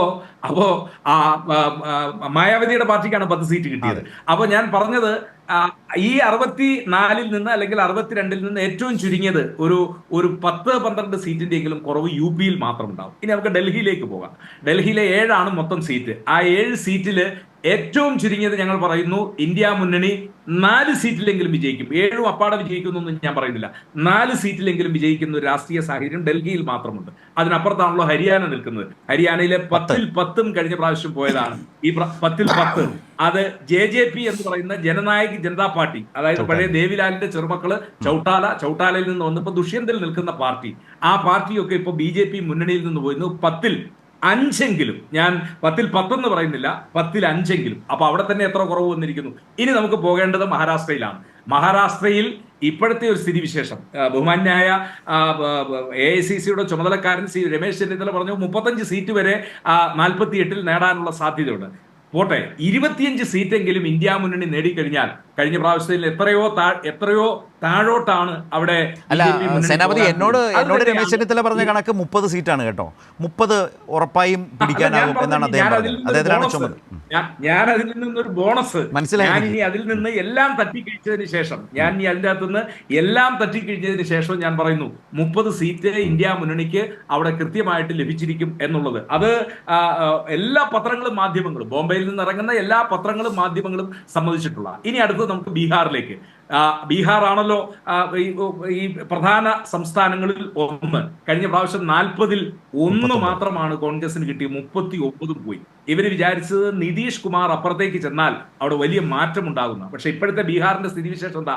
നിതീഷ് കുമാറിന്റെ ഈ ചാഞ്ചാട്ടം അത് വലിയ രീതിയിൽ ജനങ്ങൾക്ക് അതൃപ്തി ഉണ്ടാക്കിയിരിക്കുന്നു. അവിടെ ഇന്ത്യ മുന്നണി വലിയ മുന്നേറ്റം ഉണ്ടാക്കുമെന്നാണ് ഏറ്റവും അവസാനത്ത് വന്നിരിക്കുന്ന തെരഞ്ഞെടുപ്പ് കണക്കുകൾ. അത് തന്നെയാണ് ബംഗാളിലും. 18-ൽ നിന്ന് അവര് അതിന്റെ പകുതിയിലേക്ക് എങ്കിലും താഴോട്ട് പോകുമെന്നുള്ളതാണ് ബംഗാളിലെ സ്ഥിതിവിശേഷം. ഞാൻ പറഞ്ഞു വന്നത് ഇവര് 400 എന്ന് പറയുന്നത് അതാണ്. ഇന്ന് യോഗേന്ദ്ര യാദവ്, അദ്ദേഹം തെരഞ്ഞെടുപ്പിന്റെ എന്താ പറഞ്ഞ വിദഗ്ധനാണ്, ഇന്ത്യ മുഴുവൻ സഞ്ചരിച്ച ആള്. അദ്ദേഹം പറഞ്ഞിരിക്കുന്നു 272-ലേക്ക് എത്താൻ ഒരുപാട് കടമ്പകൾ കടക്കണം എന്നുള്ളത്. അത് നരേന്ദ്രമോദിക്ക് ബോധ്യപ്പെട്ടിരിക്കുന്നു, അമിത്ഷായ്ക്കും ബോധ്യപ്പെട്ടിരിക്കുന്നു. 400-നെ കുറിച്ച് ഈ അടുത്ത ദിവസം ഒരു പത്രക്കാരൻ ചോദിച്ചപ്പോൾ അദ്ദേഹം പറഞ്ഞത് 400 എന്നൊന്നും ഞാൻ പറഞ്ഞില്ല, ആളുകളും പത്രക്കാരും പറഞ്ഞ് ഉണ്ടാക്കിയിരിക്കുന്നതാണ്. ഞങ്ങൾ ഭൂരിപക്ഷം നേടുമെന്നുള്ള ഒരു നിലയിലേക്ക് അദ്ദേഹം എത്തിയിരിക്കുന്നു. അവിടെയും കാര്യങ്ങൾ എത്തില്ല. 4-ാം തീയതി കഴിയുമ്പോൾ വലിയ അത്ഭുതം, അത് 2004-ൽ ഉണ്ടായ അത്ഭുതത്തിന് സമാനമായ അത്ഭുതമായിരിക്കും എന്നുള്ള കാര്യത്തിൽ ഒരു തർക്കവും വേണ്ട. ശരത്തെ പ്രിന്റു, ഇനി കേൾക്കേണ്ടത് ഈ കണക്കിനുള്ളൊരു മറുകണക്കാണ്. എങ്ങനെ വരുന്നത്? തീർച്ചയായും ഈ സെബാസ്റ്റ്യൻ പോൾ സാർ പറഞ്ഞതുപോലെ BJP ഇവിടെ കേരളത്തിൽ കണക്കാക്കുന്നത് പറയുന്നത് ഒരു 10+ എന്നുള്ളതല്ല. അല്ലെ മോദിജി പറഞ്ഞ പോലെ ഇവിടെ അതൊരു ഇലക്ഷൻ പ്രചരണ സമയത്ത് ഞാൻ പറയും, ഇവിടെ BJP കണക്കാക്കുന്നത് 2 സീറ്റാണ് കേരളത്തിൽ നിന്ന്. തമിഴ്നാട്ടിൽ നിന്ന് 25% വോട്ടും 10 സീറ്റ് BJP നേടും. തെലങ്കാനയും ആന്ധ്രയും കൂടി. തെലങ്കാനയിൽ BJPക്ക് അനുകൂലമായ വലിയൊരു സാഹചര്യം നിലനിൽക്കുന്ന ഒരു സംസ്ഥാനമാണ്. തെലങ്കാനയിൽ BJP 15-നും 20-നും ഇടയിൽ സീറ്റ് നേടും. അതുപോലെ തന്നെ ആന്ധ്രാപ്രദേശ്, ഇപ്പോൾ നമുക്ക് ചന്ദ്രബാബു നായിഡു ആയിക്കോട്ടെ, പവൻ കുമാർ അടക്കം വരുന്ന വലിയൊരു സഖ്യം, ഒരു സോഷ്യൽ എഞ്ചിനീയറിംഗ്. തെലങ്കാനയിൽ 17 ഉള്ളൂ.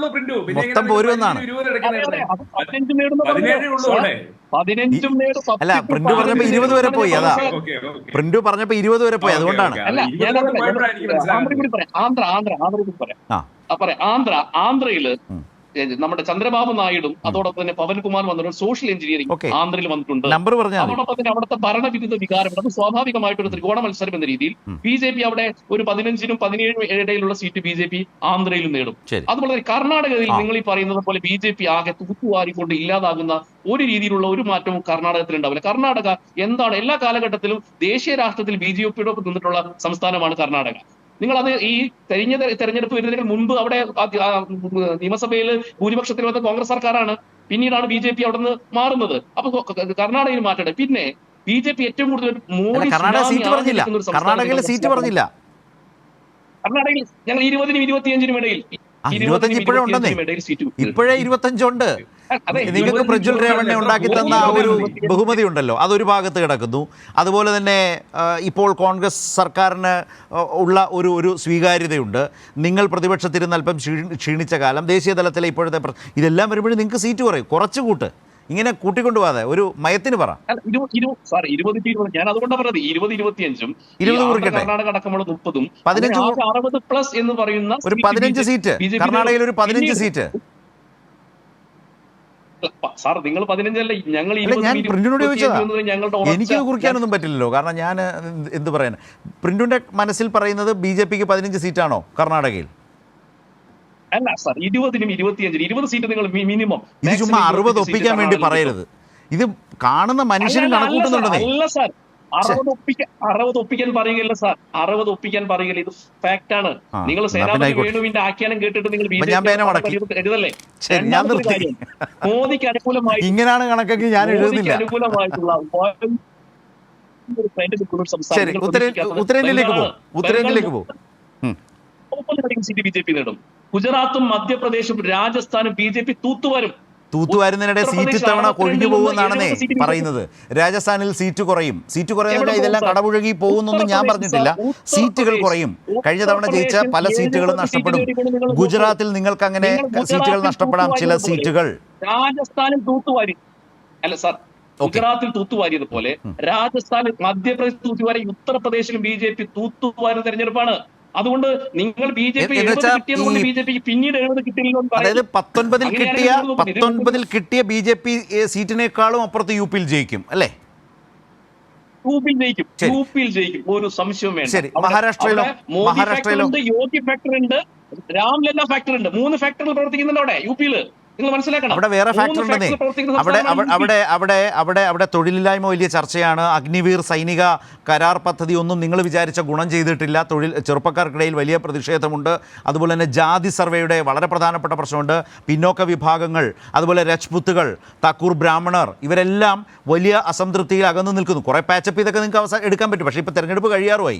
അപ്പോൾ ഇങ്ങനെ ഒരുപാട് ഘടകങ്ങൾ യുപിയുടേതായി നിങ്ങൾക്കെതിരായിട്ടുണ്ട്. ഇതൊന്നും 19 ഉണ്ടായിരുന്നില്ല. എല്ലാം മോദിമയമായിരുന്നു. ഈ ജാതി സമവാക്യങ്ങൾക്കൊക്കെ അപ്പുറം എല്ലാ ഹിന്ദു വോട്ടുകൾ എന്ന നിലയിൽ ഹിന്ദുത്വ പറഞ്ഞ് നിങ്ങൾ വോട്ടുകൾ സമാഹരിച്ചു. ഇന്ന് ആ സിറ്റുവേഷൻ യുപിയിൽ അത്ര പ്രബലമല്ല നിങ്ങൾക്ക്. ഒരു സംശയം വേണ്ട സാർ, നിങ്ങൾ യുപിയിലെ നിയമസഭാ തെരഞ്ഞെടുപ്പ് നടക്കുന്നതിന് മുമ്പ് ഈ ജാതി സമവാക്യങ്ങളും ഈ പറയുന്ന തൊഴിലില്ലായ്മ ഈ കാര്യങ്ങൾ തന്നെയാണല്ലോ പറഞ്ഞത്. വീണ്ടും നില മെച്ചപ്പെടുത്തി. അതിനുശേഷം കുറെ കൂടി വ്യക്തമായിട്ടുള്ളൊരു പൊളിറ്റിക്കൽ പ്ലാറ്റ്ഫോം രൂപപ്പെട്ടു. തെരഞ്ഞെടുപ്പ് വന്നതോടുകൂടി BJPയേക്കാൾ അപ്പുറം കുറെ കൂടി ശക്തമായി രാഷ്ട്രീയം പറയാൻ അവർക്ക് കഴിഞ്ഞിട്ടുണ്ട്. ഞാൻ ചോദിക്കട്ടെ, സിമ്പിൾ ആയിട്ട് ഒരു ചോദിക്കും, അങ്ങനെ ഒരു പൊളിറ്റിക്കൽ പ്ലാറ്റ്ഫോം ഉണ്ടായിരുന്നെങ്കിൽ ഈ അമേത്തിയിൽ നിന്ന് തന്നെയല്ലേ രാഹുൽ ഗാന്ധി മത്സരിക്കേണ്ടത്? അങ്ങനെ BJPക്ക് എതിരായിട്ടുള്ള ഒരു വലിയൊരു പ്ലാറ്റ്ഫോം അവിടെ ഉണ്ടെങ്കിൽ എന്തുകൊണ്ട് അദ്ദേഹം അവിടെ മത്സരിച്ചില്ല? അദ്ദേഹം എന്തുകൊണ്ട് റായ്ബറയിൽ പോയി? അതൊരു സിമ്പിൾ ലോജിക് അല്ലേ? ഇപ്പൊ മോദിക്കെതിരെയും യോഗിക്കെതിരെയും വലിയൊരു ട്രെൻഡ്. ഇപ്പൊ ഞാൻ തിരിച്ചൊരു കാര്യം ചോദിക്കട്ടെ, സ്മൃതി ഇറാനി അമേഠിയിൽ തോറ്റാലോ? കാരണം KL ശർമ്മ പതിറ്റാണ്ടുകളായി ഈ പറഞ്ഞ സോണിയ കുടുംബത്തിൽ ഇവരൊക്കെ മത്സരിക്കുമ്പോൾ ആ തെരഞ്ഞെടുപ്പുകളെ ആകെ നിയന്ത്രിച്ച, നല്ല നിലയിൽ താഴോട്ട് ഗ്രാസ് റൂട്ട് ലെവലിൽ നല്ല സ്വാധീനമുള്ള ഒരു കോൺഗ്രസ് പ്രവർത്തകനാണെന്നുള്ള, നേതാവാണെന്നുള്ള വിവരം വന്നിട്ടുണ്ട്. കുറെ കൂടി സ്ട്രാറ്റജിക്കായി കോൺഗ്രസ് മൂവ് ചെയ്തു എന്ന് വിചാരിച്ചൂടെ? കാരണം അവിടെ തളയ്ക്കപ്പെടുന്നില്ല രാഹുൽ ഇപ്പോൾ രാജ്യമൊട്ടാകെ ഈ തെരഞ്ഞെടുപ്പ് രംഗത്ത് സജീവമായി നിൽക്കുന്നു. നിങ്ങൾ വിചാരിച്ച പോലെ രാഹുൽ ഗാന്ധി അമേഠിയിൽ തളച്ചിടാനായില്ല. റായ്ബറേലിയിൽ സുരക്ഷിതമായി രാഹുൽ ജയിക്കുകയും KL ശർമ്മയിലൂടെ അമേഠി തിരിച്ചുപിടിച്ചാലോ? സ്മൃതി ഇറാനി പരാജയപ്പെട്ടാലോ? അങ്ങനെയും ഓപ്ഷൻസ് ഉണ്ടേ. ഇതൊക്കെ സ്വപ്നം എന്നല്ലാതെ എന്താ പറയാ? രാഹുൽ ഗാന്ധിയേക്കാൾ വലിയൊരു നല്ലൊരു കാൻഡിഡേറ്റ് ഒന്നുമല്ലല്ലോ ഈ പറയുന്ന ശർമ്മ. ഞാനതിന്റെ കോൺഗ്രസ് അംഗീകരിക്കണം. അല്ല, ഈ റായ്ബറയിലിൽ രാഹുൽ ഗാന്ധി വിജയിക്കുമെന്നുള്ള പ്രതീക്ഷയില്ല സാർ. നിങ്ങൾ നോക്കിക്കോ, രാഹുൽ ഗാന്ധിയുടെയും ഇന്ത്യൻ നാഷണൽ കോൺഗ്രസിന്റെയും നെഹ്റു കുടുംബത്തിന്റെയും രണ്ടാമത്തെ വാട്ടർലൂ ആകാൻ പോകുന്ന റായ്ബറേലിയാണ്. നിങ്ങൾ നോക്കിക്കോളൂ.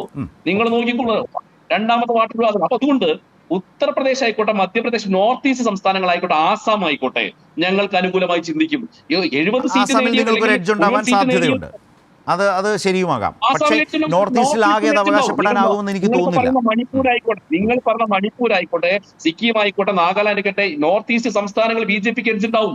ആസാമിൽ എഡ്ജുണ്ടാവും, ബംഗാളിൽ എഡ്ജുണ്ടാവും, ദില്ലി, പഞ്ചാബ്, ഹരിയാന, മഹാരാഷ്ട്ര, മധ്യപ്രദേശും രാജസ്ഥാൻ, ഉത്തരാഖണ്ഡ്, രാജസ്ഥാൻ, ഹരിയാനയും, ഡൽഹി. നിങ്ങൾ നോക്കിക്കോ, ഡൽഹിയിൽ നിങ്ങൾ പറഞ്ഞല്ലോ, ഡൽഹിയിൽ നിന്ന് BJPയുടെ ഒരു സീറ്റ് പോലും നഷ്ടമാകില്ല സാർ. അദ്ദേഹം പറഞ്ഞല്ലോ 7 സീറ്റ് ഉണ്ട്. 7 സീറ്റിൽ ഒരു സീറ്റ് പോലും നഷ്ടമാകുന്നില്ല എന്നത് ഉറച്ചു പറയുന്നു. നിങ്ങൾ അതുപോലെ തന്നെ ഹരിയാന ആയിക്കോട്ടെ, കാശ്മീർ ആയിക്കോട്ടെ, കാശ്മീരിൽ പോലും BJPയുടെ സീറ്റ് കൂടുന്ന സാഹചര്യമായിരിക്കും ഉണ്ടാകാൻ പോകുന്നത്. അതുകൊണ്ട് ഞങ്ങൾ മുന്നോട്ട് സ്ഥാനാർത്ഥികളില്ല നിങ്ങൾക്ക് കാശ്മീരിൽ. പക്ഷേ സീറ്റ് കൂടുന്ന സ്ഥാനാർത്ഥികളില്ല കാശ്മീരിൽ. അല്ല സാർ, നിങ്ങൾ ഒരു ഇലക്ഷന്റെ അവസാന ഘട്ടത്തിൽ എത്തുന്ന സമയത്ത് സ്വാഭാവികമായിട്ട് നമുക്കറിയാലോ, കേരളത്തിലായിക്കോട്ടെ, കേരളത്തിലായാലും BJPയുടെ സ്ഥാനാർത്ഥികൾ ആരാണെന്ന് നിങ്ങൾക്ക് അറിയാമായിരുന്നല്ലോ. കേരളത്തില് ഇലക്ഷൻ സ്ട്രാറ്റജി കൃത്യമായി മെയിൻറ്റെയിൻ ചെയ്യാൻ ഏറ്റവും എടുക്കുള്ള പ്രസ്ഥാനം ഇന്ത്യ മഹാരാജ്യത്ത് അദ്ദേഹം BJP ആണ്. straight ആയിട്ടാ പറഞ്ഞത് രണ്ട് നിങ്ങൾക്ക് കാര്യങ്ങളാണ്. ഒന്ന് സ്ഥാനാർത്ഥിയില്ലാന്ന്. ഞങ്ങൾ മുന്നോട്ട് വെക്കുന്ന ആശയം, ഒന്ന് ഈ രാജ്യത്തിൽ 60 കോടി ജനങ്ങൾ ഭടന്മാർ BJPക്ക് ഒപ്പുണ്ട്. ഓക്കെ 60 ഈ കോടി കണക്കിൽ മാത്രം സർക്കാരിന് നേട്ടം യെസ് നമുക്കതൊക്കെ വിടാം. വളരെ ഇൻട്രസ്റ്റിംഗ് ആയി കണക്ക് വന്നതുകൊണ്ട് സേനാപതി, ഞാനൊരു ഇടവേളയിലേക്ക് പോകും മുമ്പ് ചുരുക്കം വാക്കുകളിൽ 1, 2, 3 വാചകങ്ങളിൽ ആ കണക്കിലെ ഒരു ഡിസ്പ്യൂട്ട് എങ്ങനെ റൈസ് ചെയ്യും? ആ കണക്കിലെ ഡിസ്പ്യൂട്ട് BJPയുടെ നേതൃത്വത്തിന് തന്നെ ബോധ്യപ്പെട്ടിട്ടുണ്ട്. അവർക്ക് സീറ്റുകളുടെ എണ്ണം അത് UP-യിൽ കുറയും, മഹാരാഷ്ട്രയിൽ സീറ്റുകളുടെ എണ്ണം കുറയും, ബംഗാളിൽ സീറ്റുകളുടെ എണ്ണം കുറയും, ഡൽഹിയിൽ സീറ്റുകളുടെ എണ്ണം കുറയും, ഹരിയാന, പഞ്ചാബ് ഇവിടെയൊക്കെ സീറ്റുകളുടെ എണ്ണം അവർക്ക് കുറയുമെന്ന്. ആന്ധ്ര തെലങ്കാന അത് വളരെ ഇൻട്രസ്റ്റിംഗ് ആണ്. ആന്ധ്ര തെലങ്കാന പറഞ്ഞത് കേട്ടില്ലേ? യെസ് ആന്ധ്ര തെലങ്കാന അങ്ങനെ എക്സ്പെക്ട് ചെയ്യാമോ, പ്രതീക്ഷിക്കാമോ BJPക്ക് ഇത്തവണ? അതെങ്ങനെയാണ്? തെലുങ്കാനയിലൊന്നും ഇവർക്ക് പച്ച തൊടാൻ പറ്റുന്ന രാഷ്ട്രീയ സാഹചര്യം അല്ല ഇപ്പോൾ ഉള്ളത് തെലുങ്കാനയിലൊന്നും. പക്ഷെ അവിടുത്തെ പ്രചരണം ഓർമ്മയില്ലേ? അമിത്ഷായും ഒക്കെ നേരിട്ട്, പ്രധാനമന്ത്രിയും അമിത്ഷായും ഒക്കെ ഏറ്റവും ശക്തമായ വർഗീയ പ്രചാരണം അവിടെ നടത്തിയിട്ടുണ്ട്.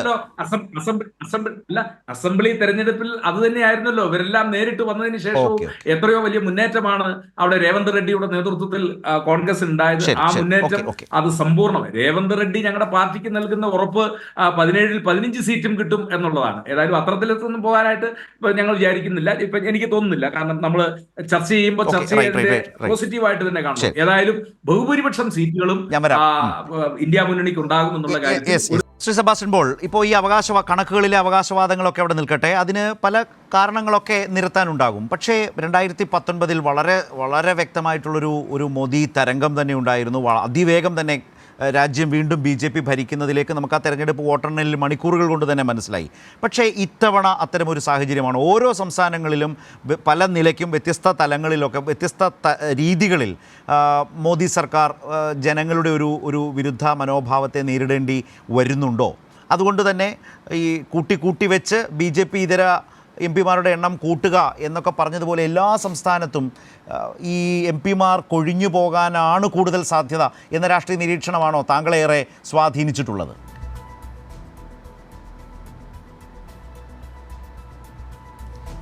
അല്ല, ഇവിടെ നമ്മുടെ നാട്ടിൻപുറത്ത് സാധാരണ മനുഷ്യരുടെ നിസ്സഹായത പ്രകടിപ്പിക്കുന്നതിന് ഒരു പ്രയോഗമുണ്ട്, കൂട്ടിയാൽ കൂടില്ല എന്നാണത്. നമ്മുടെ BJP പ്രതിനിധിയോട് പറയാനുള്ളത് അത് തന്നെയാണ്. നമുക്ക് ഈ കൂട്ടി വേണമെങ്കിൽ 500-നും അപ്പുറത്തേക്ക് പോകാം. പക്ഷേ കൂട്ടിയാൽ കൂടില്ല എന്നതാണ് ഗ്രൗണ്ട് റിയാലിറ്റി. ആ ഗ്രൗണ്ട് റിയാലിറ്റി ഇപ്പോൾ ശരത്ത് ചൂണ്ടിക്കാണിച്ചതുപോലെ 2019 നിന്ന് വ്യത്യസ്തമായൊരു രാഷ്ട്രീയ അന്തരീക്ഷം ഇന്ത്യയിൽ നിന്നിപ്പോൾ നിലവിലുണ്ട്. കഴിഞ്ഞ തെരഞ്ഞെടുപ്പുകളിൽ നരേന്ദ്രമോദി ജയിച്ചു വന്നു എന്നൊക്കെ പറയുമ്പോൾ എതിർപ്പിൻ്റെ ശക്തിയും കുറവായിരുന്നു. അന്ന് ഇതുപോലൊരു പ്രതിപക്ഷ ഐക്യം, അങ്ങനെ ഒരു മുന്നണി അതൊന്നും അന്നില്ലായിരുന്നു. അതിൻ്റെ ഫലമാണല്ലോ ലോക്സഭയിൽ തന്നെ കഴിഞ്ഞ 2 ലോക്സഭകളിൽ കോൺഗ്രസ്സിന് പ്രതിപക്ഷ നേതാവിൻ്റെ സ്ഥാനം പോലും ചോദിച്ചു വാങ്ങാൻ കഴിഞ്ഞിട്ടില്ല. കാരണം അംഗബലമില്ലാത്ത അവസ്ഥ വന്നു. അതിൽ നിന്ന് വ്യത്യസ്തമായി ഇപ്പോൾ വളരെ ചൈതന്യവത്തായി പ്രവർത്തിക്കുന്ന ഒരു ദിശാബോധത്തോടെ പ്രവർത്തിക്കുന്ന ഒരു പ്രതിപക്ഷ ഐക്യമുന്നണി നമ്മൾ ഇന്ത്യയിൽ കാണുന്നുണ്ട്. അവരുടെ മുന്നിൽ വളരെ വ്യക്തതയോടെ ഒരു മുദ്രാവാക്യമുണ്ട്. ആ മുദ്രാവാക്യം അത് സ്വാഭാവികമായി ഉരുത്തിരിഞ്ഞു വന്നതാണ്. അതാണ് ഭരണഘടനയെ രക്ഷിക്കുക, ഭരണഘടനയെ സംരക്ഷിക്കുക എന്നുള്ളത്. ഭരണഘടന അപകടത്തിലെന്ന് കേട്ടാൽ ഭരണഘടന എന്താണ് എന്ന് പോലും അറിയാത്ത സാധാരണ മനുഷ്യർക്ക് പോലും അവിടെ ഇടപെടേണ്ടതാണ് എന്നൊരു തോന്നലുണ്ടാകും. 1977 ഇന്ത്യയിലെ ജനങ്ങൾ അഭൂതപൂർവമായ രീതിയിൽ ഒരു വോട്ട് രേഖപ്പെടുത്തിയത് അന്ന് ഭരണഘടന അപകടത്തിലാണ് എന്ന മുദ്രാവാക്യം ഉയർന്നു വന്നപ്പോഴായിരുന്നു. സമാനമായ അവസ്ഥ ഇപ്പോഴുമുണ്ട്. ആ മുദ്രാവാക്യത്തെ ഭയപ്പെടുന്നത് കൊണ്ടാണ് അത് വിധ്വംസക പ്രവൃത്തിയാണ്, രാജ്യദ്രോഹമാണ് എന്നൊക്കെ പ്രധാനമന്ത്രി, മറ്റാരുമല്ല പ്രധാനമന്ത്രി തന്നെ പറയുന്നത്. അതിന് ബദലായിട്ടാണല്ലോ അവരിറക്കുന്ന കാര്യങ്ങൾ. എന്താണ് അവരിറക്കുന്നത്? മതഭ്രാന്ത്, മതവിദ്വേഷം. അതാണ്. ഈ അവസ്ഥയിലും ജനങ്ങളുടെ മനസ്സിൽ വ്യക്തതയോടെ ഏത് വഴിക്കാണ് പോകേണ്ടത് എന്ന കാര്യത്തിൽ അവർക്ക് വലിയ സംശയമൊന്നും ഉണ്ടാകും അല്ലെങ്കിൽ ഉണ്ടായിട്ടുണ്ട് എന്ന് ഞാൻ കരുതുന്നില്ല. അതുകൊണ്ട് നമുക്കിരുന്ന് ഇപ്പോൾ ഈ സമയത്ത് ഇങ്ങനെ കണക്കുകൾ കൂട്ടി രസിക്കാം. പക്ഷേ ഒടുവിൽ പറയാനുള്ളത് കൂട്ടിയാൽ കൂടില്ല എന്ന് തന്നെയാണ്. പ്രിന്റു, കൂട്ടിയാൽ കൂടില്ല ഇത്തവണ 2019 അല്ല 24 കൂട്ടിയാൽ കൂടില്ല, അതിലെല്ലാം അടങ്ങിയിട്ടുണ്ട്. അദ്ദേഹം പറഞ്ഞത് കേട്ടല്ലോ. അല്ല, കൂട്ടിയാൽ കൂടാമെന്ന് നമ്മൾ കൂടുതൽ 4-ാം തീയതി അറിയല്ലോ. കൂട്ടിയാൽ കൂടുന്നതാണോ 400+ ആണോ എന്നുള്ളത്. 3-ാം മോഡി സർക്കാർ അധികാരത്തിൽ വരും. നിങ്ങളുടെ ഈ രാഷ്ട്രീയ നിരീക്ഷണങ്ങളും ഈ ആഖ്യാനങ്ങളും വ്യാഖ്യാനങ്ങളും ഒക്കെ അന്ന് കേരളത്തിൽ ഇന്ത്യയിലെ പൊതുജനങ്ങൾ തള്ളിക്കളയും. നരേന്ദ്രമോദി അധികാരത്തിൽ വരും എന്നുള്ള ഞങ്ങൾക്ക് 100% ഉറപ്പാണ്. ഞങ്ങൾ ഉദ്ദേശിച്ചത് എന്താണോ ആ ലക്ഷ്യം നിറവേറും. വാക്കും പ്രവൃത്തിയും രണ്ടായി നിൽക്കുന്ന ഒരു പ്രസ്ഥാനമല്ല ബി.ജെ.പി. പ്രത്യേകിച്ച് മോദി ഉൾപ്പെടുന്ന ഒരു അത് സ്ട്രാറ്റജി. സത്യമാണ്. അതിന് ഞങ്ങൾ മുന്നോട്ട് വയ്ക്കുന്ന ആശയം എന്ന് പറയുന്നത് 400+ ആണ്. സേനാപതി വേണു, അല്ല ബ്രിന്റു, ഇനി തെരഞ്ഞെടുപ്പ് നടക്കാൻ പോകുന്ന സംസ്ഥാനങ്ങൾ വലിയ കർഷക രോഷം അലയടിച്ചുകൊണ്ടിരിക്കുന്ന, പ്രത്യേകിച്ച് ഹരിയാന, പഞ്ചാബ്, ഈ യു.പിയുടെ ഈ കിഴക്കൻ മേഖലകളൊക്കെ. അത് ഇപ്പൊ ഇന്ന് ഡൽഹിയിലും പഞ്ചാബിലും ഇവിടെയൊക്കെ ഹരിയാനയിലും ഒക്കെ ബി.ജെ.പിയുടെ പല നേതാക്കൾക്കും പ്രസംഗിക്കാൻ പോലും ഇറങ്ങാൻ പറ്റാത്ത സ്ഥിതിവിശേഷം.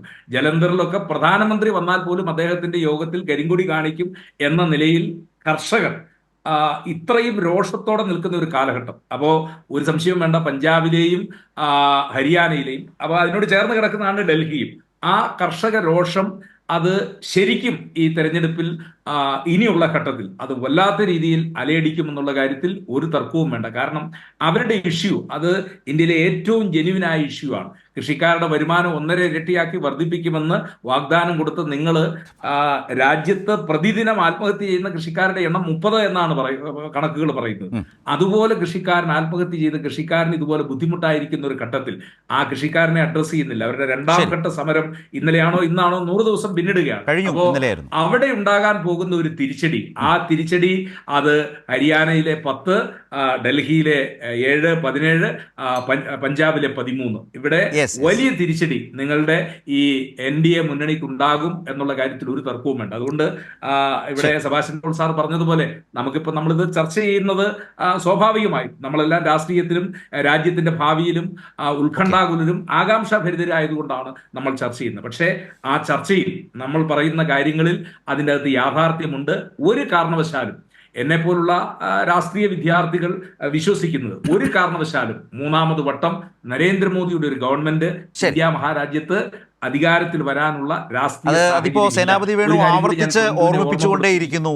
ജൂൺ 4-ന് അക്കാര്യങ്ങളിൽ ഒരു വ്യക്തത വരാൻ പോകുന്നു. പക്ഷേ ഏതായാലും മോദിയെ തൊടാത്ത തെരഞ്ഞെടുപ്പ് കമ്മീഷനെ കുറിച്ചുള്ള ചർച്ചയും വർത്തമാനവുമാണ് ഈ കണക്കൂട്ടലിലേക്ക് പോയത്. അപ്പോൾ കഴിഞ്ഞ തവണത്തെ പോലെ കൂട്ടിയാൽ കൂടുമോ മോദിയെ സംബന്ധിച്ച്, ബി.ജെ.പിയെ സംബന്ധിച്ച് കൂട്ടിയാൽ കൂടില്ല എന്നതിൻ്റെ അതാണ് യഥാർത്ഥത്തിൽ നാട്ടുപ്രയോഗം. അതാണ് അപ്പോൾ കൂട്ടിയാൽ കൂടില്ല ഇത്തവണ എന്ന വളരെ പ്രബലമായ ഒരു പൊതുരാഷ്ട്രീയ അന്തരീക്ഷം രാജ്യത്താകെ നിൽക്കുന്നു. അത് കേവലം ഒരു പ്രതീക്ഷ മാത്രമല്ല, അല്ലെങ്കിൽ കേവലം ഒരു വിലയിരുത്തൽ മാത്രമല്ല, അതിന് ആധാരമായ സംസ്ഥാനങ്ങളിൽ സംഭവിക്കുന്ന രാഷ്ട്രീയ മാറ്റങ്ങൾ, അത് ജനങ്ങളുടെ മനോഭാവത്തിൽ വന്ന മാറ്റം, അതുമായി ബന്ധപ്പെട്ട സീറ്റുകളിൽ ബി.ജെ.പിക്ക് സംഭവിക്കാവുന്ന ഇടിവ് അല്ലെങ്കിൽ കുറയൽ, ഇതെല്ലാം എങ്ങനെ ബാധിക്കും, അത് ഭരണം നഷ്ടപ്പെടുന്നതിന് ഇടയാക്കുമോ എന്നതുപോലെയൊക്കെയുള്ള വലിയ ചോദ്യങ്ങൾക്ക് നടുവിൽ ഓരോ ദിവസവും രാജ്യം കടന്നു പോവുകയാണ്. ന്യൂസ് ആൻഡ് വ്യൂസ് അവസാനിക്കുന്നു.